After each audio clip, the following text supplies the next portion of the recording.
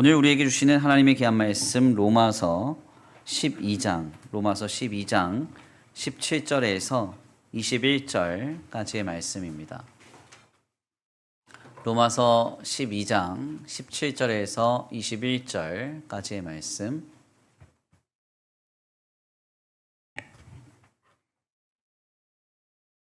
로마서 12장 17절에서 21절입니다. 함께 다 같이 봉독해 올려드립니다. 시작. 아무에게도 악을 악으로 갚지 말고 모든 사람 앞에서 선한 일을 도모하라. 할 수 있거든 너희로서는 모든 사람과 더불어 화목하라. 내 사랑하는 자들아, 너희가 친히 원수를 갚지 말고 하나님의 진노하심에 맡기라. 기록되었으되 원수 갚는 것이 내게 있으니 내가 갚으리라고 주께서 말씀하시니라. 내 원수가 줄이거든 먹이고 목마르거든 마시게 하라. 그리함으로 내가 숯불을 그 머리에 쌓아 놓으리라. 악에게 지지 말고 선으로 악을 이기라. 아멘. 할렐루야. 아멘. 할렐루야. 아멘. 오늘도 하나님의 예비하신 귀한 은혜가 있는 줄 믿습니다. 귀한 시간 하나님의 은혜로 새롭게 되시고 하나님의 귀한 말씀 가운데 힘을 얻고 변화받는 귀한 시간 되실 간절히 축원합니다. 다 같이 믿음으로 선포하겠습니다. 다 잘 되고 있습니다. 하나님께서 하십니다. 시작. 다 잘 되고 있습니다. 하나님께서 하십니다. 아멘. 다시 한번 믿음으로 선포합니다. 내가 하지 말고 주님께 맡깁시다. 주님이 하십니다. 시작. 내가 하지 말고 주님께 맡깁시다. 주님이 하십니다. 아멘. 오늘도 귀한 예배 가운데 참여한 우리 성도들 모두에게 주님께서 우리의 삶에 앞서 행하시는 놀라운 능력과 은혜와 역사가 임하기를 간절히 축원합니다. 오늘은 귀한 시간 귀한 말씀을 통하여서 엘네카모트라는 제목으로 하나님의 귀한 말씀 함께 나누고자 합니다. 제가 어린 시절에 성경을 좀 읽으면서 잘 이해가 되지 않았던 내용 하나가 있습니다.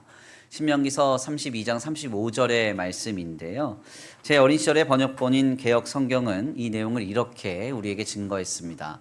보수는 내 것이라. 그들이 실족할 때에 갚으리로다. 그들의 환난의 날이 가까우니 당할 그 일이 속히 임하리로다. 주님께서 말씀하시기를 보수가 내 것이다 이렇게 말씀하십니다. 소위 그래서 보수의 하나님이라는 그런 개념으로도 이 본문의 말씀이 증거되곤 했는데요. 신학적 지식이 짧았던 저에게 있어서 보수가 무엇인가 헷갈리기 시작한 겁니다. 보통 보수라는 말은 무엇인가를 관리하거나 점검하거나 수리하는 일을 이야기할 겁니다. 그래서 보수란 고치고 뭔가 점검하는 일 이렇게만 받아들여졌던 것이죠. 안 그래도 우리 교회당은 상당히 좀 오래된 건물입니다. 1990년에 준공을 했으니까요. 올해로 35년이 좀 지나갑니다. 이곳저곳 고칠 일이 많습니다. 보수의 하나님 오셔서 보수하여 주옵소서. 뭐 이렇게 본문을 이해하면 굉장히 큰 오해가 발생하는 거죠. 안 그래도 2부 예배 마치고 우리 곽시영 장로님 나가면서 그러시더라고요. 자기는 보수가 돈 주는 건 줄 알았다고. 그래서 돈 주시고 갚아주신다 이렇게 생각을 하셨다 이렇게 얘기를 했는데, 아무튼 신명기서 32장에서 32장 35절의 보수라는 이 단어는 이와 같은 내용이 아니고요. 보수라는 히브리 말은 히브리 말로 낙함이라고 하는데 복수 혹은 보복을 의미합니다. 모세 당시의 고대 근동 지방의 문화는 함무라비 법전을 통해서도 확인을 하듯이 눈에는 눈, 이에는 이로 늘 갚아주고 복수하는 문화였는데요. 모두가 다 당한 대로 갚아주는 것이 일반적이었던 그 시대 가운데 주님은 이와 같은 방식이 합당하지 않음을 말씀하십니다. 그러면서 신명기서 32장 35절의 말씀을 통해서 보수는 내 것이라, 즉 복수는 내가 대신해 줄 거니까 내게 그 모든 사연, 문제 맡기라. 주님이 이렇게 말씀하셨던 것이죠. 결국 신명기서 32장 35절의 번역은 개역 개정판을 통해서 뜻이 오해되지 않게 새롭게 이렇게 번역됩니다. 우리 함께 다 같이 봉독합니다. 시작. 그들이 실족할 그때에 내가 보복하리라. 그들의 환난 날이 가까우니 그들에게 닥칠 그 일이 속히 오리로다. 아멘. 주님께서 우리의 사연, 우리의 문제, 우리의 상황을 다 아시고 다 갚아주신답니다. 아멘입니까? 주님께 그것을 맡기라는 이야기이죠. 실상 인간이 갖는 감정 중에 가장 위험 감정이 무엇인가 하냐면 바로 그것은 보복심리 혹은 복수심이라고 할 수가 있습니다. 창세기 4장 말씀에 따르면 인류 최초의 살인자였던 가인의 후손인 라멕은 그의 인생이 보복의 인생이었음을 확인하게 되는데요. 창세기서 4장 23절 말씀입니다. 조금 이해하기 쉽도록 표준 세번역 성경으로 본문을 함께 읽어보겠습니다. 함께 봉독합니다. 시작. 라멕이 자기 아내들에게 말하였다.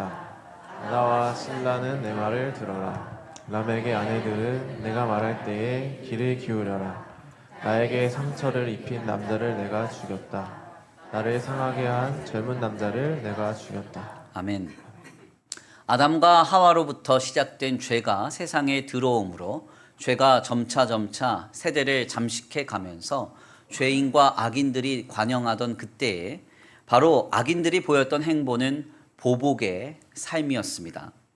그래서 말로 상처를 주면 말로 갚아주고 행함으로 상처를 주면 행함으로 갚아주고 말 그대로 조금 더 이해하고 용납하며 지나치고 용서하면 참 좋을 텐데 그렇게 하지 못하고 언어적으로나 비언어적으로나 더 나아가 물질적으로나 비물질적으로나 항상 안갚음해 주는 것이 일반적으로 세대 가운데 나타나기 시작한 것입니다. 실상 가만 생각을 해보면 인류 역사의 비극은 바로 이 보복 심리로 인하여서부터 시작이 됩니다. 우리에게 이미 잘 알려진 바대로 1차 세계대전은 오스트리아의 황태자인 페르디난트 부부 피살 사건에 관한 보복으로 인해 시작이 됩니다. 이로 인해서 전쟁에 약 6천만 명이 동원이 되는데요. 추산으로 볼 때 900만 명의 사망자가 발생을 하게 되고 2천만 명의 부상자가 생겨났습니다. 황태자 부부의 피살 사건에 대한 보복으로 전쟁이 일어났고 6천만 명이나 되는 사람이 동원되고 900만 명이 죽고 2천만 명이 부상을 당했다는 거죠. 사실 알려지지 않은 피해의 규모는 더욱더 클 겁니다. 뿐만 아니라 2차 세계대전 당시에 히틀러의 유대인 학살에 관해서도 많은 학설들은 존재하지만요. 대부분의 학자들은 그가 성장기 때 경험한 유대인에 관한 부정적인 경험을 바탕으로 했던 보복 심리가 1차적 원인으로 작동했을 것이라고 추정하기도 합니다. 무슨 말인가? 우리 안에 어떤 보복 심리 그리고 복수심 이런 것들이 작동할 때 우리 안에서는 내면의 평화를 잃어버리게 되고요. 더 나아가 우리의 삶의 자리에는 큰 문제들이 파생되기 시작한다는 이야기입니다. 그래서 우리는 창세기서 4장에 이 가인의 후손인 라멕으로부터 이어지는 큰 죄악의 흐름, 우리에게 상처 준 자를 죽이려고 하고 우리에게 아픔을 준 자에게 안갚음하려고 하는 보복의 심리와 복수의 정신, 더 나아가 이러한 문화들을 끊어내야 한다고 할 수가 있겠습니다. 실상 복수와 보복이 좋지 않은 정신과 행태라는 것은 우리 모두가 다 알 겁니다. 그럼에도 불구하고 우리에게 정작 문제가 생겼을 때 우리는 이 심리에서 잘 벗어나지 못합니다. 누군가가 나에게 말로 상처를 준다. 그러면 어떻게 됩니까? 밤잠을 이루지 못하고 내가 이 말을 어떻게 갚아줄까? 저만 그래요? 그런 마음으로 막 사로잡혀서 내면의 평화를 다 잃어버리죠. 실제적인 어떤 물질적 피해, 어떤 행함의 피해로 내게 어떤 아픔이 찾아왔다. 그건 역시도 내가 나중에 힘을 갖고 어떤 위치에 올라가서 능력을 갖게 되면 어떻게 이것을 갚아줄까? 이런 심리에 휩싸여서 삶이 황폐해져 갑니다. 좋지 않은 정신, 좋지 않은 양태임에도 불구하고 우리는 내면의 평화를 잃어가면서 보복하려고 하고요. 우리의 삶의 자리에 큰 문제를 파생하면서까지 우리는 보응하려고 합니다. 도대체 왜 우리는 이러한 문제 속에서 다 알면서도 굳이 안갚음하고 되갚아 주려고 하는 것일까요? 이 근본적 심리에는 억울함과 원통함이라는 것이 있습니다. 자신이 당하고 그냥 처한 상황을 넘어가기에는 뭔가 마음이 억울한 겁니다. 그냥 두기에는 원통한 거죠. 그래서 언어적으로든 비언어적으로든 물질적으로든 비물질적으로든 우리가 어떠한 안갚음의 과정을 통해서 우리 안에 있는 마음을 해소하고 우리 안에 있는 감정을 쏟아내야만 내 마음이 시원해지고 직성이 풀린다고 생각을 하는 겁니다. 사실 이러한 미혹은 어느 누구에게나 동일하게 찾아옵니다. 신앙의 연조가 깊든지 아니면 직분 고하가 막론하고 모두에게 다 이러한 순간 속에서 안갚음하고 되갚아주고 싶은 그런 마음은 우리 안에 늘 작동하게 됩니다. 목회자도 여기서 자유롭지 않죠. 누군가의 말로 상처를 받거나 무시를 당하게 되면 똑같이 어떻게 무시를 하든 어떻게 상처를 주든 그렇게 해야만 마음이 좀 편해지는 것 같아요. 제 이야기는 아닙니다. 네. 누군가로 인한 피해와 어려움을 당한다면 직분 고하를 막론하고 그것을 어떤 방식으로든 갚아주어야 우리의 마음이 시원한 거예요. 이것은 우리 안에 내재되어 있는 죄성이죠.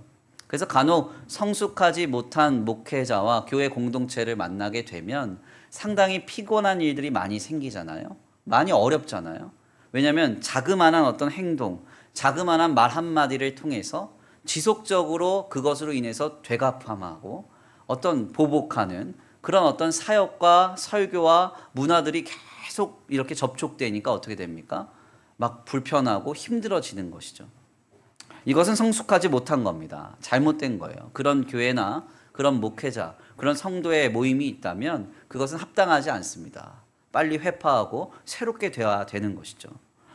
아무튼 이러한 모습에서 목회자이든 성도이든 결코 미혹돼서는 안 됩니다. 성경은 뭐라고 말합니까? 보복은 내 것이라. 아멘입니까? 주님께 맡겨야 된다는 거예요. 지금 당장 내 기분이 풀리자고 말하고요. 내 감정이 해소되자고 모든 것을 쏟아놓고 행동하며 그렇게 안갚음하는 것은 주님의 뜻이 아니라고 말씀합니다.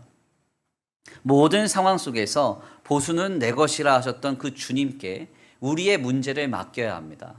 우리의 사연을 드려야 합니다. 아멘입니까? 주님이 나보다 내 문제 더 잘 아시거든요.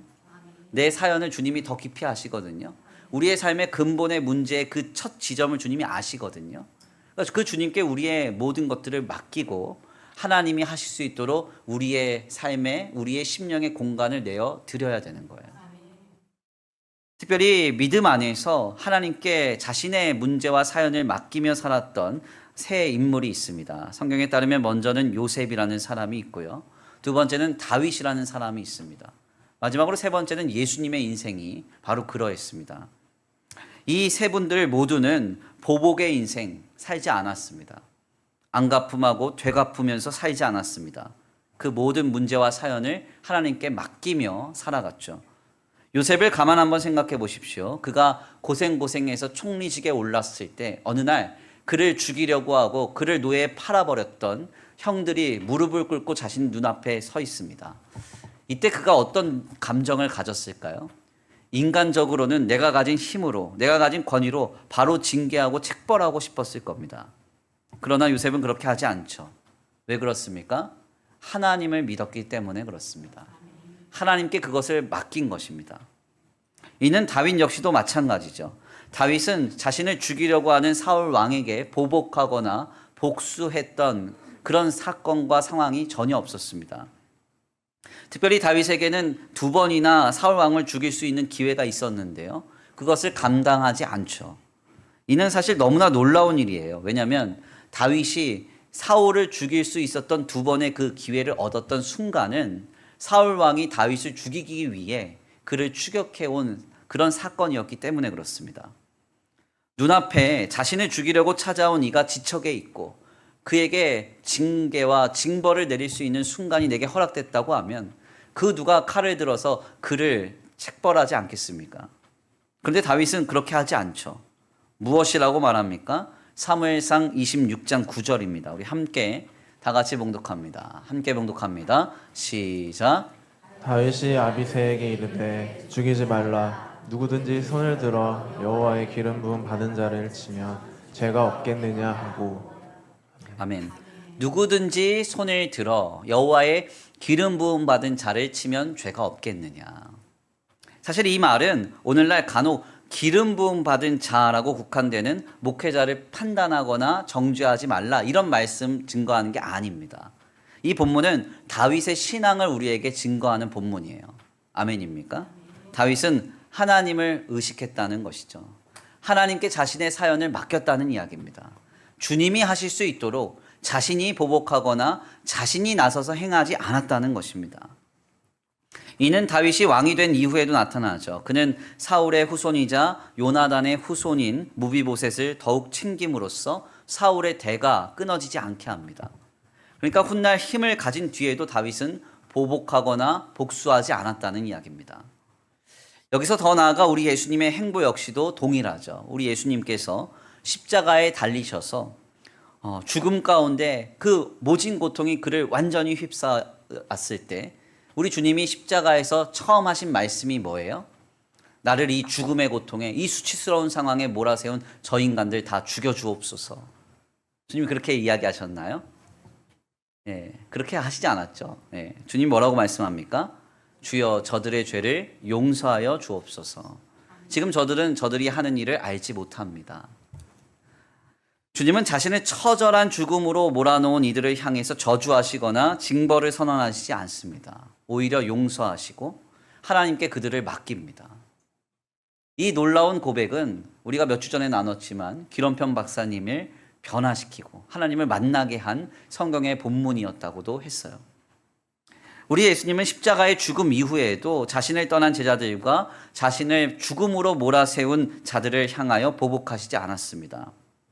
부활하셔서 사랑으로 제자들을 찾아가셨고요.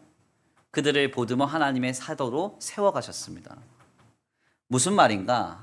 우리의 삶의 아픔과 상처와 어려움의 상황 속에서 보복하거나 안갚음하거나 되갚아주는 것은 우리의 소관이 아니라는 것이죠. 우리는 그 모든 상황에 하나님께 맡겨야 합니다. 이는 오늘 본문 말씀 역시도 동일한 관점으로 우리를 권면하죠. 바울은 그리스도 예수 안에서 우리 모두가 한 피바다 한 몸이며 형제와 자매이고 각 서로를 지체로 여기며 한 몸같이 살아가야 함을 말합니다. 특별히 여기에서 더 나아가 서로 간에 벌어질 법한 악한 상황 속에서 바울은 악에게 지지 말고 선으로 악을 이겨라 이렇게 증거하는데요. 바울은 이 일에 관해서 특별히 굉장히 중요한 개념을 선포합니다. 오늘 본문 말씀 19절입니다. 조금 더 이해하기 쉽도록 표준 세번역 성경으로 본문을 봉독합니다. 함께 봉독합니다. 시작. 사랑하는 여러분, 여러분은 스스로 원수를 갚지 말고 그 일은 하나님의 진노하심에 맡기십시오. 성경에도 기록하기를 원수 갚는 것은 내가 할 일이니 내가 갚겠다고 주님께서 말씀하신다 하였습니다. 아멘. 바울이 지금 뭐라고 말합니까? 여러분은 스스로 원수를 갚지 말고 하나님께 맡겨라. 하나님이 갚아주신다고 했다. 아멘입니까? 본문을 우리가 성서 신학적으로 좀 분석을 해보면요. 굉장히 독특한 구조를 갖습니다. 19절 말씀을 중심으로 해서요. 17절, 18절 말씀이 같은 주제의 말씀이 선포가 되고 20절, 21절 말씀도 같은 주제의 말씀이 선포가 됩니다. 모두 다 악을 악으로 갚지 말고 악을 선으로 이겨라. 혹은 선을 행하라 이런 본문이에요. 먼저 17절, 18절 말씀을 함께 읽어보겠습니다. 함께 봉독합니다. 시작.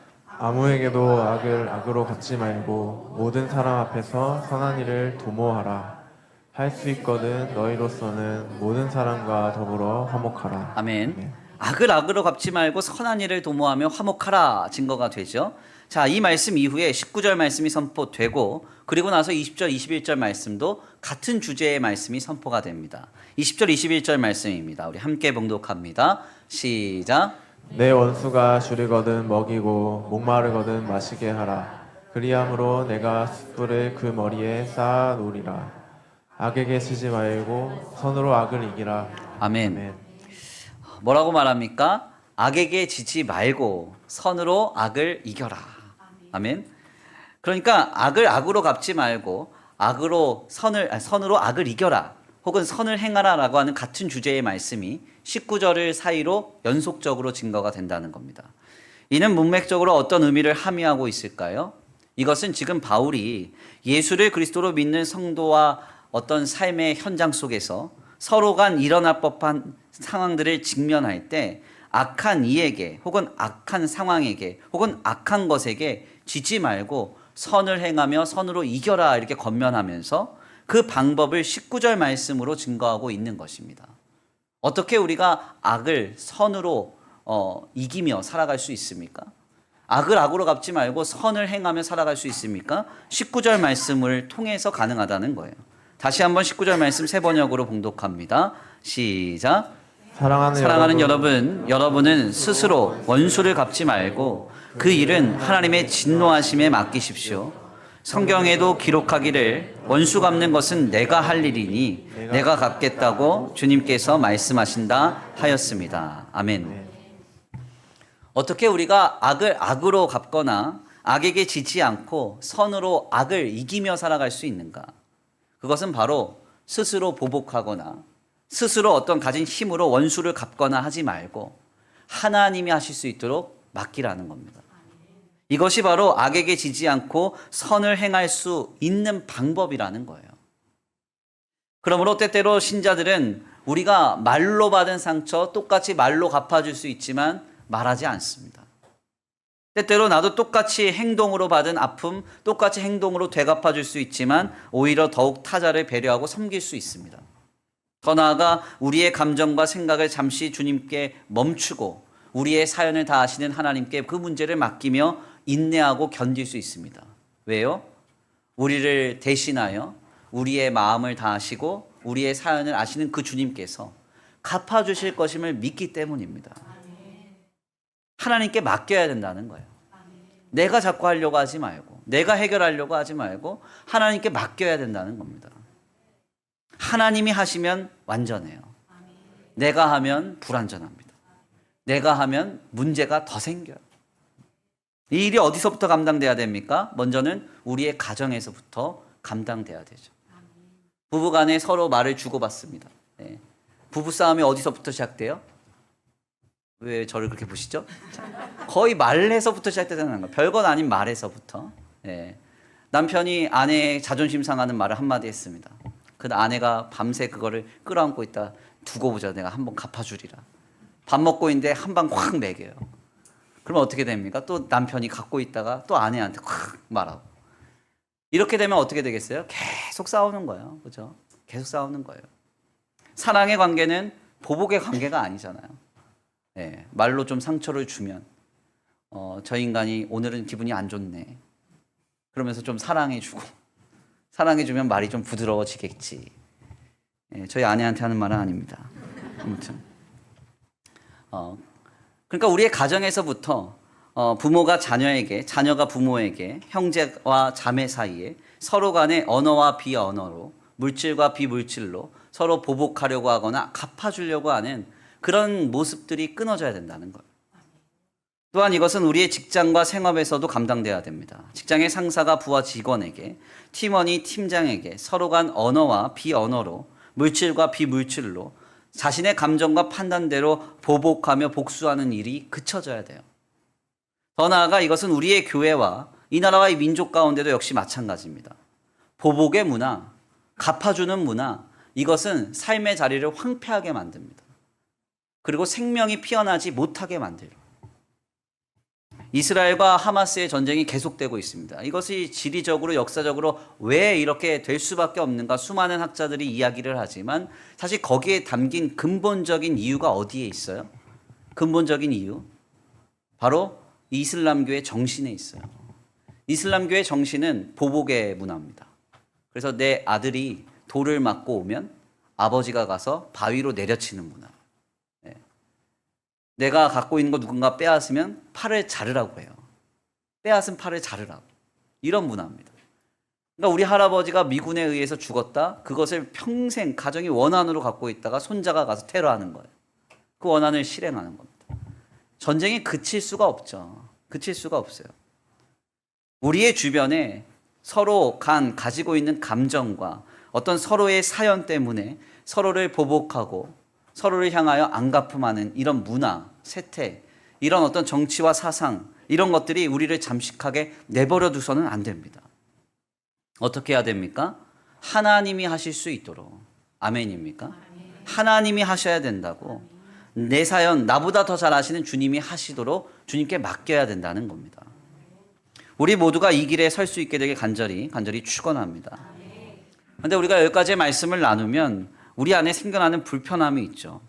그러면 아니 목사님, 어떤 부정한 상황, 불의한 상황에는 우리가 말하고 행하고 뭔가를 해야 되는 거 아닙니까?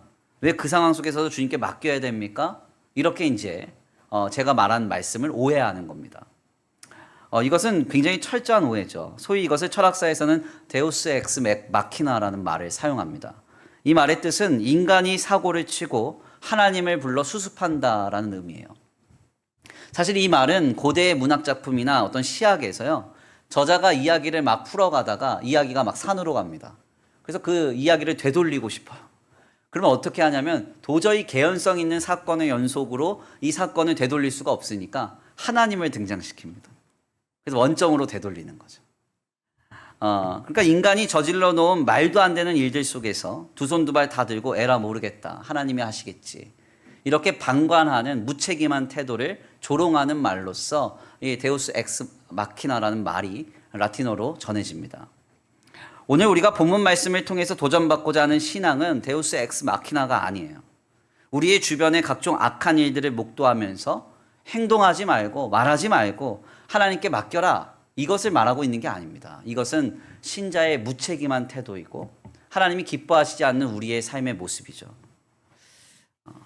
부정과 불의에는 하나님 안에서 신자는 적극적인 모습으로 그것을 끊어내고 뽑아낼 수 있어야 됩니다. 마틴 로이드 존스 목사님께서 이렇게 말씀하셨어요. 하나님의 뜻과 은혜는 우리의 수단까지도 포함한다. 성도가 직면하는 상황 속에서 불의를 받습니다. 부정을 받습니다. 죄악을 받습니다. 그러면 그 신자는 주님의 은혜와 뜻을 품고 우리의 삶의 모든 수단을 가용해서 담대하게 말하고 행함으로써 그것을 끊어내고 뽑아내야 되는 거예요. 그런데 여기서 중요한 점은 뭐냐면 이러한 모든 일들을 감당하는 것은 공적인 것입니다. 불의한 것, 부정한 것, 죄악된 것을 소멸하고 끊어내는 것, 공적인 일이에요. 그런데 그 일을 감당하면서 나한테 좀 불편하게 했던 사람들을 확 때려주고 징계하고 뭔가 내 감정을 그에게 실현하고 이런 것들은 사적인 겁니다. 그래서 주님이 보수는 내 것이다, 복수는 내 것이다, 보복은 내 것이다, 이렇게 말씀하시죠. 부정과 불의, 각종 악함을 끊어내는 그 공적인 게 아니라 사적인 감정이나 사적인 유익으로 인하여서 우리가 행하거나 말하거나 우리의 어떤 삶의 요소들을 감당하는 것, 이것이 합당하지 않다는 이야기입니다. 그래서 우리가 우리의 삶의 어떤 요소들을 경험할 때, 내 마음이 억울해지고 아프고 낙심될 때, 오늘 우리에게 필요한 신자의 바른 믿음이란 데우스 엑스 마키나가 아니라 구약의 용어로 하면 엘 네카모트의 신앙이다, 이렇게 말할 수 있습니다. 엘이라고 하면 하나님이란 뜻이고요. 네카모트라는 말은 복수하다, 이런 뜻입니다. 히브리어로 엘 네카모트란 복수하시는 하나님이란 뜻인데요. 이 말은 불의한 일을 당한 억울한 자들을 위해서 하나님께서 대신 갚아주실 것이다 라는 신앙을 담고 있는 용어입니다. 하나님께서 자신의 택한 백성들이 애매하게 억울한 일을 당하고 어려운 상황 속에서 그들이 놓여졌을 때 하나님은 친히 찾아가서 그들의 억울함을 신원하여 주시죠. 그래서 시편 기자는 내가 알거니와 여호와는 고난당한 자들을 신원하시며 궁핍한 자들에게 공의를 베푸신다, 이렇게 고백합니다. 그러니까 신자는 바로 이것을 믿는 것이죠. 아멘입니까? 이 모든 상황 속에서 하나님, 내 마음이 상처받았습니다. 내 마음이 억울합니다. 나 힘듭니다. 그런데 나보다 내 사연을 주님 잘 아시죠? 내 억울함을 주님이 풀어주시리라 믿습니다. 내 상황을 주님이 풀어주시리라 믿습니다. 내 모든 형편 속에서 주님이 역사해 주시리라 믿습니다. 이것을 믿는 것이 바로 엘 네카모트의 신앙입니다. 실상 이 말을 두고 어느 목회자는 그래서 엘 네카모트의 신앙은 하나님을 우리의 상황에, 우리의 관계에 개입시키는 것이다, 이렇게 표현했습니다. 물론 이 개입이라는 말이 조금 이제 불경스러운 표현일 수도 있겠지만요. 하나님께서 우리의 삶에 일하실 수 있도록, 하나님께서 우리의 삶의 문제를 해결해 가시도록, 우리의 감정이 상한 것, 내가 억울하고 내가 어려운 것, 내 힘으로, 내 능력으로, 내 지식으로 얼마든지 보복하며 갚아주며 살아갈 수 있지만 하나님이 하실 수 있도록 그 자리를 내어드리는 신앙, 이것이 바로 엘 네카모트의 신앙이라는 거예요. 주님은 우리의 억울함을 다 아십니다. 우리보다 우리의 문제의 근원을 다 아셔요. 어디서부터 해결해야 될지 우리는 모르지만 하나님은 다 아십니다. 그리고 이미 일하고 계셔요. 그 주님을 바라면서 주님이 갚아주실 것이다, 그렇게 믿음으로 우리의 삶을 세워가야 한다는 겁니다. 이것을 믿을 때 우리에게 찾아오는 것은 자유예요. 평안입니다. 세상이 줄 수 없는 소망이 우리에게 생깁니다. 내가 갚으려고 해보세요. 밤새 갚지 못함 때문에 어떻게 돼요? 잠 못 이루죠. 내가 그때 그 한마디를 해줬어야 되는데, 내가 그렇게 한번 행동해 줬어야 되는데, 내 억울함을 내가 풀어갈 때까지 우리는 우리 안에서 마음이 황폐해지고 삶이 황폐해지는 걸 경험합니다. 그러나 하나님께서 하실 것이다 맡긴다면 내 마음에 더함 없는 자유가 찾아오는 것이죠. 세상이 줄 수 없는 소망이 찾아오는 겁니다. 사실 우리의 인생은 필연적인 사건과 사고의 연속 속에 놓여져 있습니다. 내가 잘하고 나는 신실하면 아무 문제 안 생기겠지. 이 말이 돼요, 안 돼요? 말이 됩니까? 굉장히 교만한 생각입니다. 절대 그럴 수 없어요. 내가 아무리 완벽한 인생 살아도 필연적으로 문제와 상황의 어려움은 찾아오게 되어 있습니다. 마치 도로 위를 운전하는 것과 같죠. 나는 교통법규를 잘 지키면서 운전을 잘합니다. 그러면 사건, 사고 없나요? 그렇지 않죠. 나는 가만히 잘 가고 있는데 갑자기 뒤에서 누가 박을 수도 있어요. 음주운전 차량에 내가 피해를 볼 수도 있어요. 가끔은 지역들마다 조금 교통법규가 달라가지고 괜히 또 어려움에 처할 수도 있고요. 어떤 분들은 자연재해로 인해서 황당한 사건에 휘말리기도 합니다. 우리의 인생도 역시 마찬가지예요. 나만 잘하면, 나는 고고하고 나는 거룩하고 난 경건하니까 내 인생 아무런 문제 안 생길 거야. 절대 아니에요. 세상은 악하고 사람은 죄인이며 우리는 불완전하기 때문에 항상 필연적인 문제와 사건은 우리에게 늘 찾아옵니다. 그때 우리가 해야 할 것은 내가 가진 힘으로, 내가 가진 지식으로, 내가 가진 능력으로 늘 보응하면서 보복하면서 내가 스스로 문제를 해결하면서 살아가는 것이 아니라 엘 네카모트, 하나님 안에서 우리의 문제와 사연과 관계를 맡기면서 나아가야 한다는 겁니다. 이 마음을 가질 때 우리는 우리의 마음이 세상이 줄 수 없는 자유를 누림을 깨닫게 될 거예요. 내가 하려고 해보면 제대로 말하지 못한 것, 제대로 행동으로 갚아주지 못한 것, 제대로 보복하지 못한 것, 이런 것들 때문에 우리 안에 천추의 한이 생겨서 심령이 망가지고 삶이 망가져요. 그러나 하나님께 맡기면 나보다 나를 더 잘 아시는 하나님께서 갚아주실 것이다. 반드시 역사해 주실 것이다. 우리를 보수하시고 우리를 세워가실 것이다. 아멘입니까? 위로와 소망이 우리에게 찾아오게 되는 것입니다. 다시 한번 19절의 말씀을 함께 봉독합니다. 표준 세번역 성경으로 봉독합니다. 시작. 사랑하는 여러분, 여러분은 스스로 원수를 갚지 말고 그 일은 하나님의 진노하심에 맡기십시오. 성경에도 기록을 내가 할 일이니 내가 갚겠다고 주님께서 말씀하신다 하였습니다. 아멘. 아멘. 주님이 갚아주시겠다. 주님 약속하고 계십니다. 그렇다면 우리는 어떻게 엘 네카모트, 나를 위해 신원해 주시고 나를 위해 보수하시는 그 주님 붙잡으며 인내하며 살아갈 수 있을까요? 항상 이 어떻게가 중요하죠. 그 방법은 기도밖에는 없습니다. 기도가 회복돼야 돼요. 엘 네카모트의 신앙이 앞서 우리의 관계 속에, 우리의 문제와 사연 속에 하나님을 개입시키시는 거라고 했습니다. 물론 개입시킨 거 억지로 끌어온다, 이건 아니에요. 하나님이 우리의 사연을 들으시고 하나님께서 역사하시는 그 현장이 우리에게 찾아오는 그 은혜의 방편, 기도입니다. 기도. 그래서 참된 신자들은 어려운 일 당할 때, 억울한 일 당할 때, 더 나아가 마음이 낙심되며 무너질 때 하나님 앞에 자신의 사연을 쏟아놓으며 기도했습니다. 그 기도가 그들로 하여금 살아가게 했고 이겨내게 했고 승리하게 한 거예요. 제가 지난 1년여의 시간 동안 목사님들과 함께 세계 부흥사라는 책과 평양 대부흥 운동이라는 책 두 권의 책을 읽었습니다. 저 두 권의 책이 한 페이지 수로 하면 한 2,000페이지 정도 되는 것 같아요. 그래서 한 1년 정도 걸렸습니다. 목사님들하고 함께 읽는데요. 그 역사의 현장을 보면서 하나님의 백성들이 돌아오고 교회가 뜨거워지고 주님의 백성들이 회심하고 하나님 붙잡는 그 현장 속에서요. 놀라운 그 공통점 하나가 있습니다. 그게 뭐냐면 하나님의 사람들이 부흥을 경험하는 그 현장 속에 모두가 다 기도한다는 거예요. 기도. 그래서 교회당은 기도의 소리가 그쳐지지 않고요.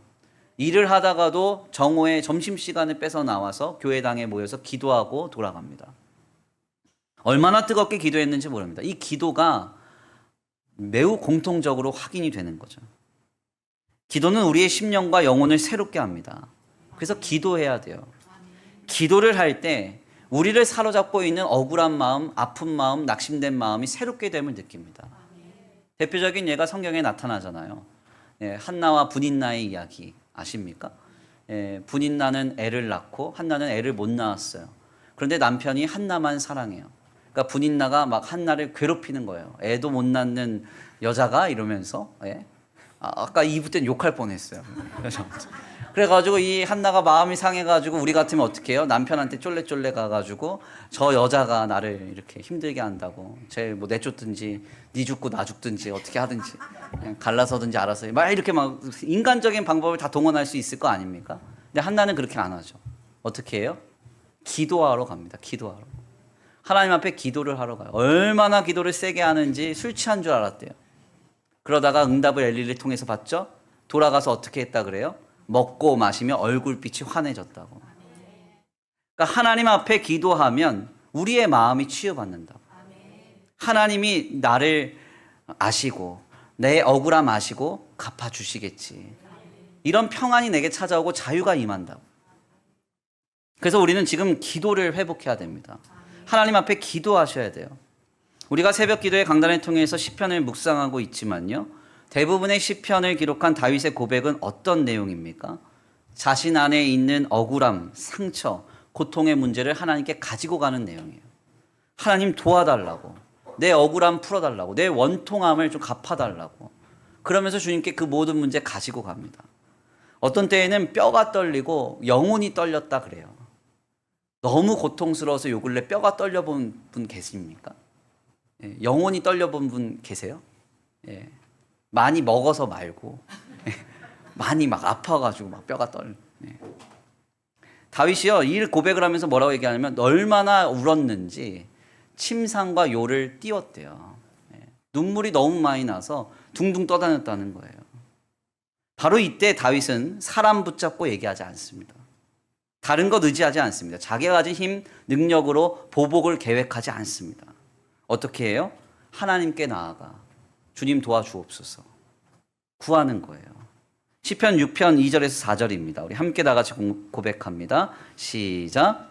여호와여 내가 수척하였사오니 내게 은혜를 베푸소서. 여호와여 나의 뼈가 떨리오니 나를 고치소서. 나의 영혼도 매우 떨리나이다. 여호와여 어느 때까지이니까. 여호와여 돌아와 나의 영혼을 건지시며 주의 사랑으로 나를 구원하소서. 아멘. 아멘. 우리가 네카모트, 우리를 신원하시며 우리를 위해 보수하시는 주님을 믿지 못하고 늘 전전긍긍하면서 낙심해하면서 마음 상해하면서 그렇게 낙담하는 이유가 어디에 있을까요? 기도하지 않아서 그래요. 기도하지 않아서. 하나님께 맡기지 않고 탄원하지 않고 간구하지 않고 내가 해결하려고 하니까 낙심이 되는 거예요. 내가 해결하려고 하니까 내 마음이 힘든 거예요. 주님이 우리의 사정 모르시는 것 아닙니다. 다 알고 계시죠. 내 문제의 본질을 알고 계시고 문제의 근원을 알고 계시죠. 주님은 광의적 차원에서 우리를 아름답게 지금 세워가고 계십니다. 우리는 이 하나님을 믿어야 돼요. 이 신앙을 가지면서 견디고 이겨내기 위해서는 기도가 회복돼야 됩니다. 기도하셔야 돼요. 억울하다 여기저기 말할 게 아니라 실망된다 아팠다 여기저기 붙잡고 씨름할 게 아니라 하나님께 그 문제 가지고 오셔서 쏟아 놓으면 우리의 마음에 세상이 줄 수 없는 주님의 생수의 은혜가 우리의 마음을 시원케 하신다고요. 내가 하면 불완전해요. 주님이 하셔야 됩니다. 다 같이 한번 따라해 볼까요? 내가 하면 불완전합니다. 주님이 하셔야 합니다. 시작. 아멘. 주님이 하시도록 우리의 사연, 우리의 문제, 우리의 관계를 주님께 드리십시오. 네카모트, 우리를 신원하시며 우리를 위해 보수하시는 하나님을 믿음으로 바라보시기 간절히 축원합니다. 이 믿음을 회복하기 위하여 더욱 기도할 수 있는 저와 우리 성도들 모두가 되시기를 간절히 축원합니다. 귀한 말씀의 결론을 맺겠습니다. 죄악된 인류의 역사에 있어서 가장 먼저 찾아왔던 악한 감정은 보복과 복수의 감정이었습니다. 그래서 가인은 아벨을 죽였고 라멕의 인생은 보복의 인생으로 우리에게 나타납니다. 다시 한번 가인의 후손인 람에게 노래를 들어보겠습니다. 창세기서 4장 23절입니다. 이해하기 쉽도록 표준 세번역 성경으로 함께 봉독합니다. 시작. 라멕이 자기 아내들에게 말하였다. 아다와 실라는 내 말을 들어라. 라멕의 아내들은 내가 말할 때에 귀를 기울여라. 나에게 상처를 입힌 남자를 내가 죽였다. 나를 상하게 한 젊은 남자를 내가 죽였다. 아멘. 아멘. 오늘날 이 시대를 보십시오. 죄악된 이 시대는 자신에게 어려움과 상처, 피해를 주는 일 참지 못하고 크던 작던 보복하며 복수하며 갚아주며 살아가는데 혈안이 되어 있습니다. 그래서 내가 당한 것이라면 말이든 행동이든 어떤 물질적 가치이든 항상 되갚아 주어야 우리의 마음의 직성이 풀려요. 그러나 바울은 이와 같이 살아가는 것이 참된 신자의 인생이 아니라고 말합니다. 우리가 이 길에서 돌이켜야 된다는 것이죠. 이 세대의 흐름을 참된 신자들이 끊어내야 한다는 것입니다. 바울이 뭐라고 권면합니까? 19절입니다. 함께 봉독합니다. 시작. 사랑하는 여러분, 여러분은 스스로 원수를 갚지 말고 그 일은 하나님의 진노하심에 맡기십시오. 성경에도 기록하기를 원수 갚는 것은 내가 할 일이니 내가 갚겠다고 주님께서 말씀하신다 하였습니다. 아멘. 원수 갚는 것은 내가 할 일이니 내가 갚겠다. 아멘입니까? 주님이 갚아주실 거예요. 이 시간 귀한 말씀을 통해서 우리 스스로를 한번 돌아보시길 바랍니다. 우리는 지금 람에게 모습으로 살아가고 있습니까? 아니면 바울의 권면대로 오늘을 살아가고 계십니까? 다시 한번 우리가 함께 생각해 볼 이야기가 있습니다. 하나님, 내 문제 다 알아요. 내 사연 나보다 더 잘 아세요. 어디서부터 고쳐야 될지 주님이 알고 계셔요. 그 주님께 맡기십시오. 우리의 사연, 우리의 관계, 그리고 우리의 상황을 맡기면 하나님이 역사해 주시리라 믿습니다. 다시 한번 고백해 보겠습니다. 내가 하면 불완전합니다. 주님이 하셔야 완전합니다. 시작. 아멘. 내가 하면 불완전해요. 주님이 하셔야 완전합니다. 엘 네카모트, 우리를 위하여 신원하시고 보수하시는 하나님이 나의 하나님이신 줄 믿습니다. 마음이 답답하고 억울할 때에 내가 하고 싶은 대로 하지 말고 다른 것 의지하고 다른 것 붙잡고 하지 말고 주님께 맡기십시오. 주님이 오셔서 감히 상상할 수 없는 놀라운 역사로 신원하여 주시고 우리에게 역사해 주시리라 믿습니다. 이 역사가 이를 때까지 끝까지 기도하며 승리할 수 있는 저와 우리 성도들 모두가 되시기를 간절히 축원합니다. 우리 이 시간 귀한 말씀 붙잡고 함께 기도하겠습니다. 다 같이 찬양으로 결단하겠는데요. 찬양의 가사를 생각하시면서 함께 고백하겠습니다. 의지했던 모든 것 변해가고 억울한 마음 커져갈 때 주님이 이 마음을 아십니다. 주님이 우리에게 원하시는 것 주님만 의지하며 주님의 능력으로 오늘을 살아가기를 기대하고 계신 줄 믿습니다. 찬양으로 결단하며 나아가겠습니다.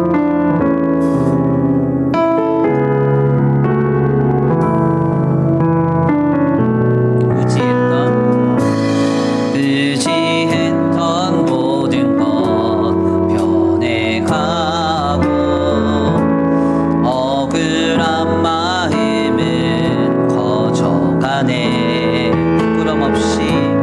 부끄럼 없이 살고 싶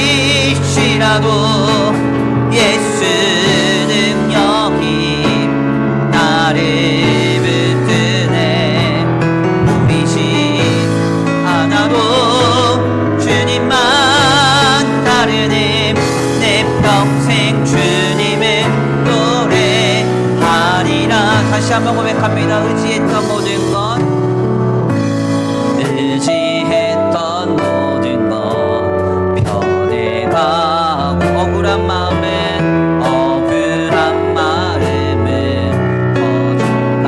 부끄럼 없이 살고 싶은 마음 주님 아십니다. 주님 아시네. 모든 일을 선으로 이겨내고 모든 일을 선으로 이겨내고 죄의 유혹을 따르지 않네. 나를 구원하신 영원한 그 사랑, 영원한 그 사랑. 뜻이네, 나를 뜻이네. 주어진 내 삶이 작게만 보여도 선하신 주 나를 이끄시보네. 아멘. 중심을 주님만 따르네. 날 택하신 주만 의지해. 보이는 상황에 무너질지라도 예수 능력이 나를 붙드네. 보이지 않아도 주님만 따르네. 내 평생 주님을 노래하고 주어진 내 삶이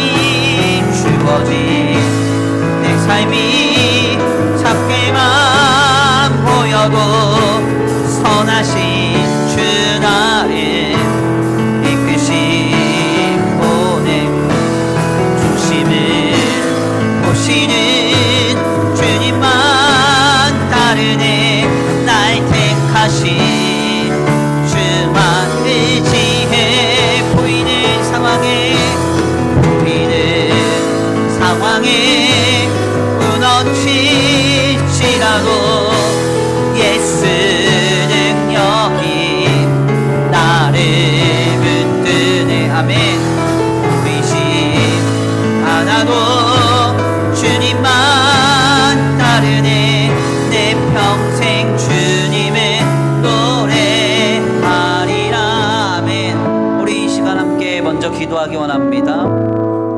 엘데카모트의 하나님, 우리를 향하여 우리의 억울함을 다하시고 신원하시고 우리를 위하여 모든 것 갚아주시는 그 주님을 향한 믿음 가지고 오늘 우리가 견디고 인내하며 묵묵히 믿음으로 살아내지 못하는 이유, 혹시 우리에게 지금 기도가 끊어진 것은 아닙니까?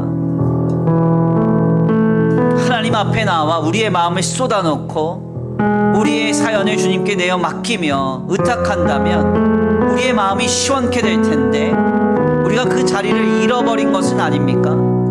우리 이 시간 함께 먼저 주님, 기도의 자리가 회복되기 원합니다.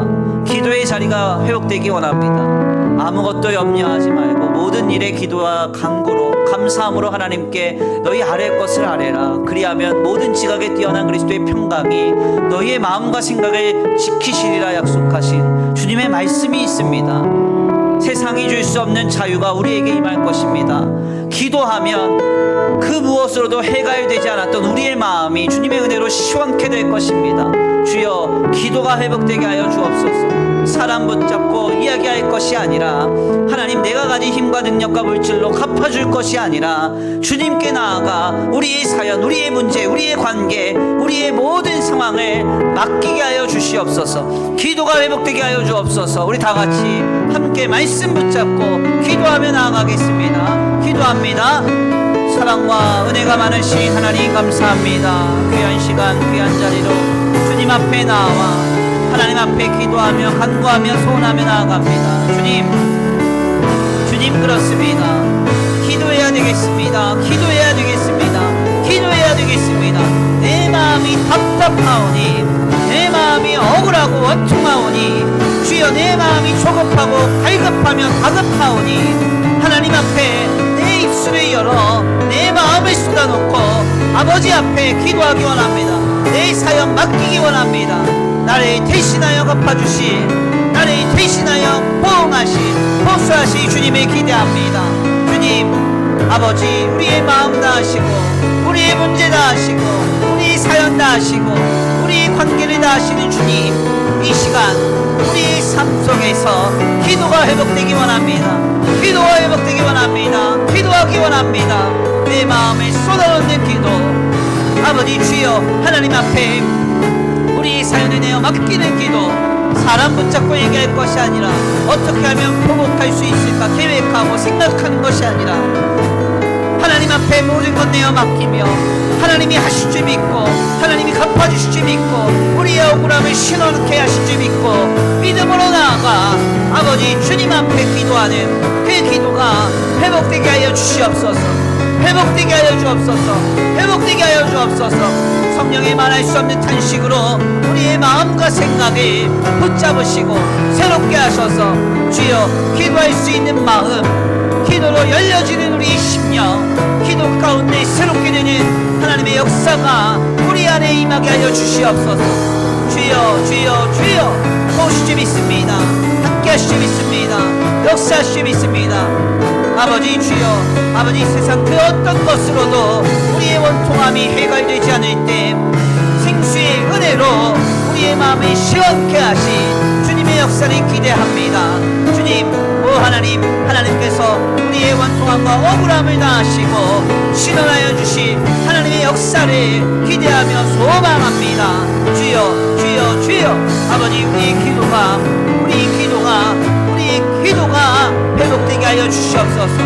하나님 입술을 열어 아버지 하나님 앞에 부르짖어 기도하게 하시고 기도의 자리로 나와 우리의 마음에 모든 것 쏟아놓으며 기도하게 하시고 하나님 앞에 아버지 주여 주님과 붙잡으며 간구하며 소원하며 아버지 나아갈 수 있는 그 뜨거운 기도가 회복되게 하여 주시옵소서.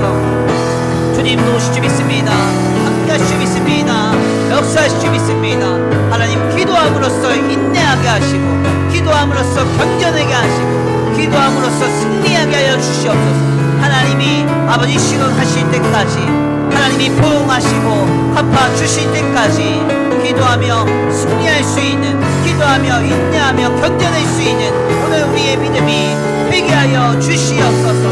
역사하실 줄 믿습니다.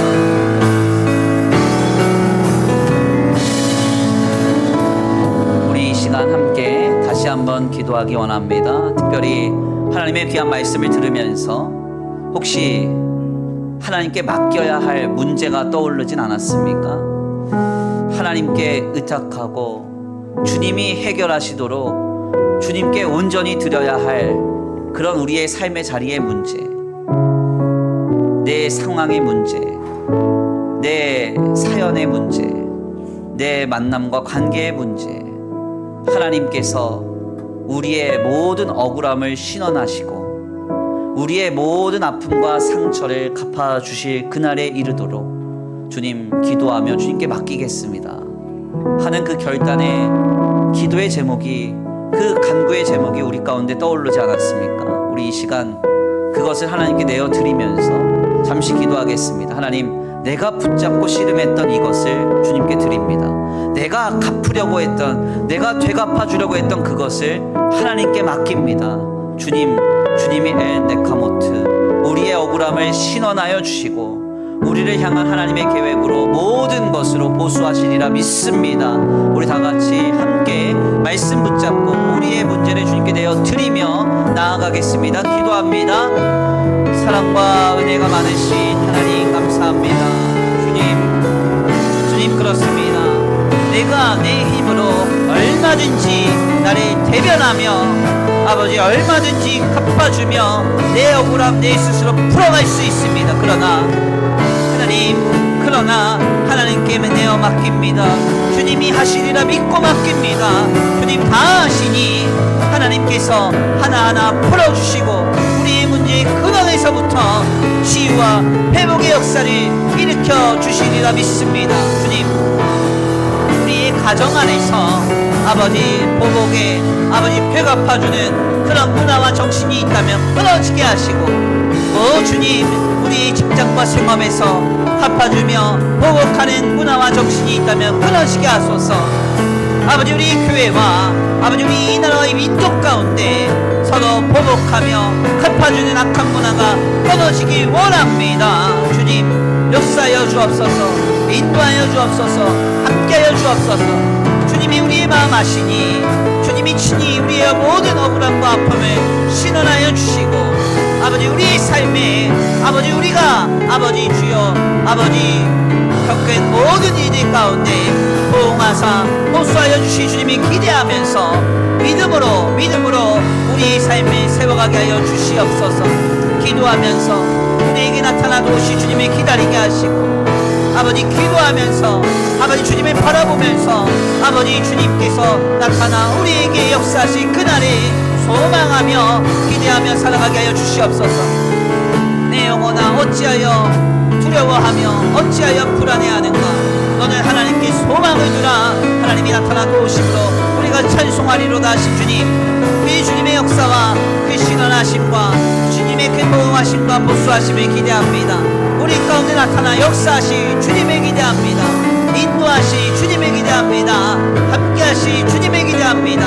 지금 이곳에 오셔서 우리가 무엇을 맡겨야 할지 무엇을 주님께 드려야 할지 주님께 아버지 무엇을 아버지 우리가 온전히 아버지 주여 기도하며 아버지 내어 드려야 할지를 깨닫게 하시고 신원하시는 주님 갚아주시는 주님 네카모트의 주님을 기대하고 소망하며 믿음으로 살아가게 하여 주시옵소서.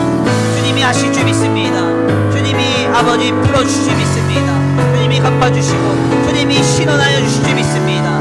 주님 역사하시고 인도하여 주시옵소서. 함께하여 주시옵소서. 우리 직장과 생업과 물질과 사람과 아버지 가정과 모든 문제 가운데 주님 나타나 도와주시고 신원하사 보수하여 주시옵소서. 주어진 내 삶이 작게만 보여도 선하신 주 나를 이끄심 보내 중심을 보시는 주님만 따르네. 날 택하신 주만의 지혜 보이는 상황에 무너지시라도 예수 능력이 나를 붙드네. 보이지 않아도 주님만 따르네. 내 평생 주님을 노래하리라. 주어진 내 삶이 작게만 보여도 선하신 주 나를 이끄신 보내 중심을 보시는 주님만 따르네.